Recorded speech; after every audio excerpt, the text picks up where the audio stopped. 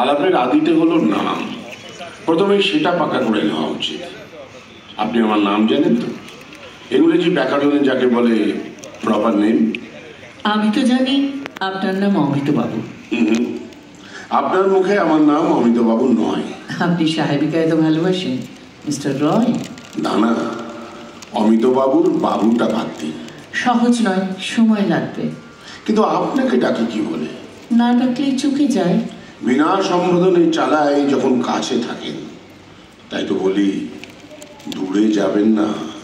ডাকতে চাই অথচ ডাকতে পারিনি, এর চেয়ে দুঃখ আর নেই। আজ সকালে বসে হঠাৎ খেয়াল গেল আমার জানা সাহিত্যের ভিতর থেকে এমন একটা লাইন বের করি যেটা মনে হবে এইমাত্র স্বয়ং আমি লিখলুম, অন্য কারো লেখবার ক্ষমতাই ছিল না। বের করতে পেরেছেন? For God's sake, hold your tongue and let me love. দোহাই তোদের একটুকু চুপ কর, ভালোবাসিবারে দে আমারে অবসর।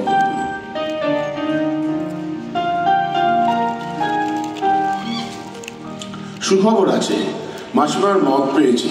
যদি আপত্তি না করো তোমার নামটা একটু ছেঁটে দেবো। তা দাও। লাবণ্য, তোমাকে ডাকবো বন্যু বলে। বন্যু? না না না, সেটা তোমার প্রতি অবিচার হবে। তোমাকে ডাকবো বন্যা। কি বলো? তাই দেখো, কিন্তু তোমার মাসিমার কাছে নয়।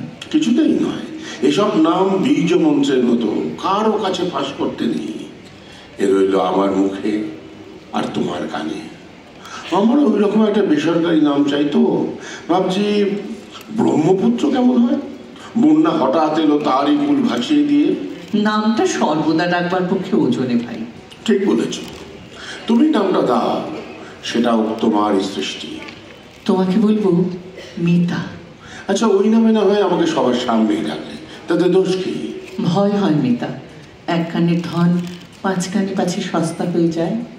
বন্যা। কি মিতা? তোমার নামে যদি কবিতা লিখি, কোন মিলটা লাগাবো জানো? অনন্যা। হে বলো বন্যা, তুমি অনন্যা, আপন স্বরূপে আপনি ধন্যা। তোমার কলকাতায় ফেরবার দিন অনেক কাল হলো পেরিয়ে গেছে। অনিশ্চিতের মধ্যে বাধা পড়ে তোমার দিন কেটে যাচ্ছিল। এখন ছুটি, নিঃসংশয়ে চলে যাও। বিয়ের আগে আমাদের আর দেখা হবে না। আচ্ছা, কালই চলে যাব। শিলং থেকে আমি না হয় চললুম, কিন্তু পাঁজি থেকে অঘ্রাণ মাস তো ফস করে পালাবে না। কলকাতায় গিয়ে কি করবো জানো? কি করবে?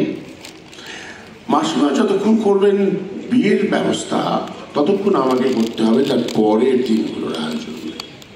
আমার মনে যে ছবিটা আছে বলি, গঙ্গার ধার, বাগানটা ডায়মন্ড হারবারের ওই দিকটাতে। ছোট একটা স্টিম লঞ্চ করে ঘন্টা দুয়েকের মধ্যে কলকাতায় যাতায়াত করা যায়। আবার কলকাতায় কি দরকার পড়লো? কাজ। বিয়ের পরেই দেখিয়ে দেবো কাজ কাকে বলে। জীবিকার দরকারে নয়, জীবনের দরকারে। বাগানের মাঝখান দিয়ে সরু একটি খাঁড়ি বয়ে চলেছে গঙ্গার হৃদস্পন্দন বয়ে। তার ওপারে তোমার বাড়ি, এপারে আমার। রোজ কি সাঁতার দিয়ে পার হবে? আর জানলায় আমার আলো জ্বালিয়ে রাখবো। দেব সাঁতার মনে মনে একটা কাঠের সাঁকোর ওপর দিয়ে। তোমার বাড়িটার নাম মানসী, আমার বাড়ির একটা নাম তোমাকে দিতে হবে। দীপক। চমৎকার। নামের উপযুক্ত একটি দ্বীপ আমার বাড়ির চুলোয় বসিয়ে দেবো। মিলনের সন্ধ্যেবেলায় তাতে চলবে লাল আলো, আর বিচ্ছেদের রাতে নীল। কলকাতা থেকে ফিরে এসে রোজ তোমার কাছ থেকে একটি চিঠি আশা করব। সে চিঠিতে আর কিছু থাকবার দরকার নেই, কেবল কোনো একটি কবিতা থেকে দু চারটি লাইন মাত্র। আর আমার নিমন্ত্রণ বুঝি বন্ধ? আমি এক্ষণে? তোমার নিমন্ত্রণ মাসে একদিন, পূর্ণিমার রাতে, 14টা তিথির খণ্ডতা, যেদিন চরম পূর্ণ হয়ে উঠবে। এবার তোমার একটি চিঠির নমুনা দাও। Blow gently over my garden, wind of the southern sea, in the hour my love cometh and calleth me. চুমিয়া যেও তুমি আমার বনভূমি, দক্ষিণ সাগরের সমীরণ, যে শুভক্ষণে মম আসিবে প্রিয়তম, ডাকিবে নাম ধরে অকারণ। মিতা, তমসি মম জীবনম, তমসি মম ভূষণম, তমসি মম ভব জলধিরত্নম। বন্যা, একটি আংটি তোমাকে পরাতে চাই। কি দরকার মিতা? তুমি যে আমাকে তোমার এই হাতখানি দিয়েছ, সে যে কতখানি দেওয়া তা ভেবে শেষ করতে পারিনি। আংটি তোমার আঙুলটিকে জড়িয়ে থাকবে আমার মুখের ছোট একটি কথার মতো। সে কথাটি শুধু এই, পেয়েছি। আমার এই কথাটি সোনার ভাষায়, মানিকের ভাষায় তোমার হাতে থেকে যাক না।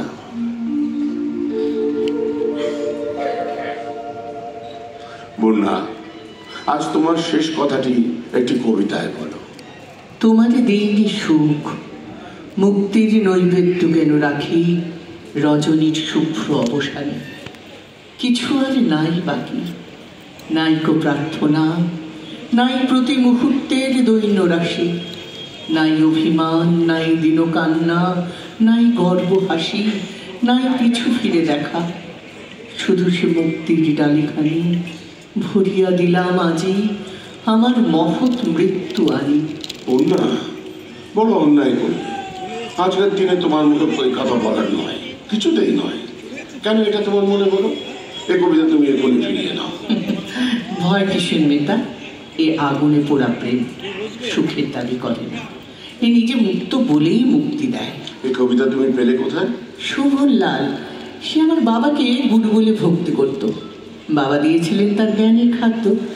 এদিকে তার হৃদয়টি ছিল তাপস। সময় পেলেই সে যেত রবি ঠাকুরের কাছে, তার খাতা থেকে মুষ্টি ভিক্ষা করে আনত আর নিয়ে এসে তোমার পায়ে দিত।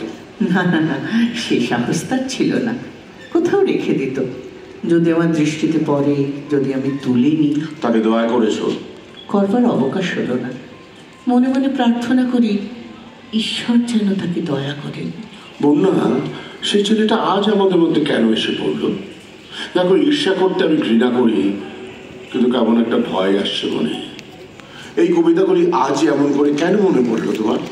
একদিন সে আমাদের বাড়ি থেকে বিদায় নিয়ে চলে গেল।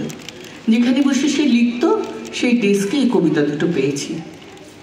আজ তোমার কাছ থেকে বিদায় নিয়েছি, হয়তো সেই জন্যই বিদায়ের কবিতা মনে এলো।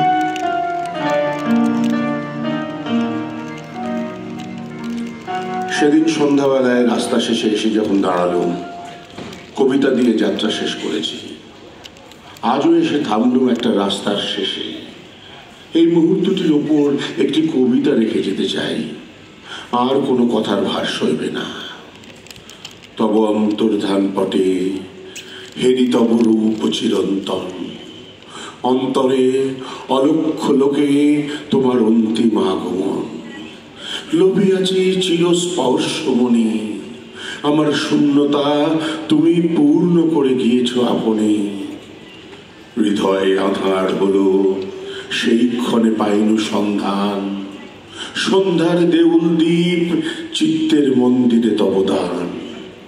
বিচ্ছেদের হোম বন্যে হতে পূজা মূর্তি ধরি, প্রেম দেখা দিল দুঃখের আলোতে। কালের যাত্রার ধ্বনি শুনিতে কি পাও, তারি রথ নিত্যই উধাও, জাগাইছে অন্তরিক্ষের হৃদয় স্পন্দন। চক্রে পিষ্ট আধারের বক্ষ ফাটা তারার ক্রন্দন। ওগো বন্ধু, সেই ধাবমান কাল জড়ায় ধরিল মোরে, ফেলি তার জাল। তুলে নিল দ্রুত পথে, দুঃসাহসী ভ্রমণের পথে, তোমা হতে বহু দূরে। ওগো তুমি নিরুপম, হে ঐশ্বর্যবান, তোমারে যা দিয়েছেন সে তোমারই দান। গ্রহণ করেছ যত, ঋণী তত করেছ আমার। হে বন্ধু, বিদায়।